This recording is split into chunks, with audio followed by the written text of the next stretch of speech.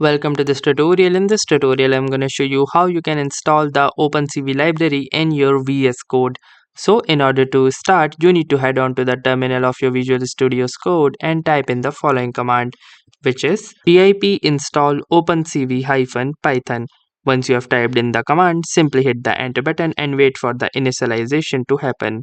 As here you can see that the package is being downloaded, and once the package has been downloaded it will be installed, and you can see this message which says successfully installed opencv python version 4.11.0.86.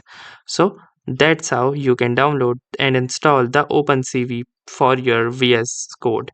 So that's it for this video. I will see you in the next one. If you like this video, make sure to hit the like button as well, comment on this video, share it, and don't forget to subscribe to our channel. Thank you for watching and have a nice day.